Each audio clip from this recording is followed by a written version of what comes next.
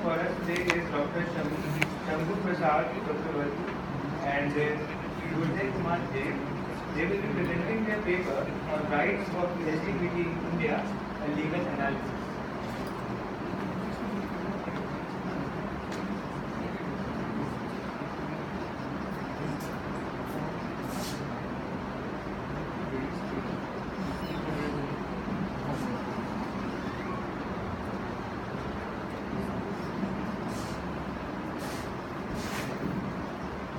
I think it's better to stand here to bridge the gap between the microphone and the speaker. Well, it's a proud privilege to be at CNLU today. And before Professor Roy and Deliberation did a wonderful job in the morning.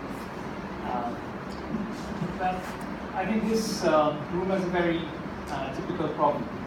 And the problem stands not in terms of infrastructure, but in the Supreme Court judgments that happened in the last 35 days.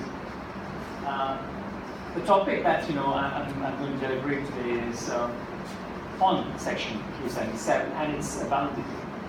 But because of paucity of the technical letters, I cannot show you some very interesting aspects of the presentation.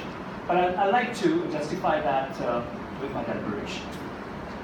First, I was wondering, when I was doing this political research on 377, is when the legislators actually made this law, on what ground they did it. There must be some sort of philosophy behind it. Was it on the basis of moral laws?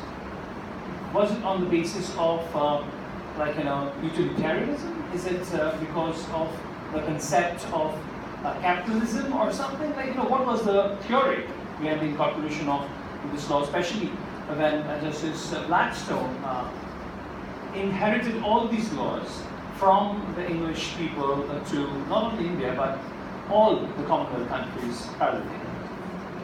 I was just wondering when I was reading one particular place, this particular phrase that in Rome when there is a collusion, a few lions were thrown inside, and along with that a few Christians to defend their life at the ecstasy of thousands and thousands of Jews. Now the question is, will that law be a good law, which is based on majority? Even if you're talking about LGBT communities, about whether they belong to a minority, or are they errors of nature? Statistically speaking, they are not, because statistics says that errors of nature is approximately less than 0 point something. But if you take into the number game into consideration, you'll find more than 6 to 7% of the world population belongs to this particular community. So it's basically about a set of colonial thoughts. And let me tell you, even when in India this is no longer a crime, but these people are world community in population, and all the people of the world also deserve our protection. Now, coming back to challenges, one interesting aspect that I was talking about in this conversation when I was making this paper with my co-presenter, and that is whether the state has the right to make law on marriage. If it does, actually it did in India, especially in the year 1954 when the Special Marriage Act came up, to make a same or homo religious marriages valid in India. And suppose when a man wants to marry, or a woman wants to marry, the same responsibility of the state is invoked.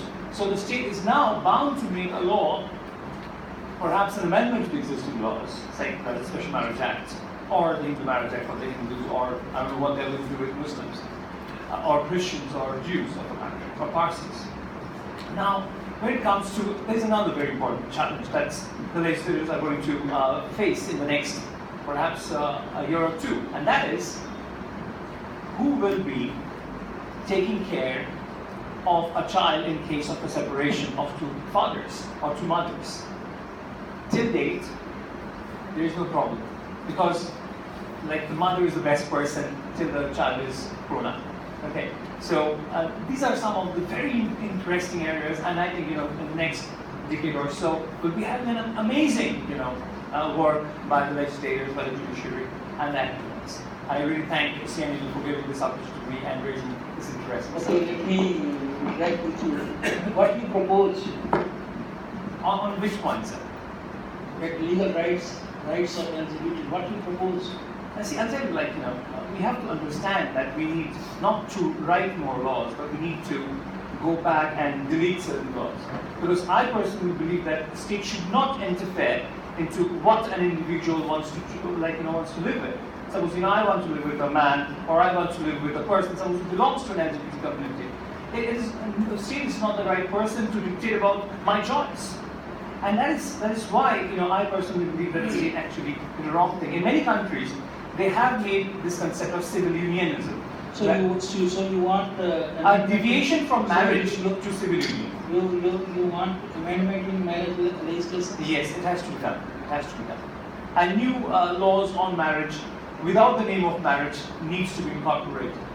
Which should also take into consideration the subsequent analysis. One of the presenters, those couple of girls, did a wonderful job by identifying issues like surrogacy, other adoption issues, and later on what happens in case of litigation and parting couples.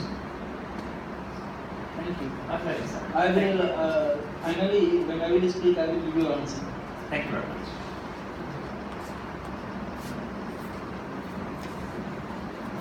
Dr. Shambhu for the presentation. The next presenters are Akash Lad and Alok Vertman.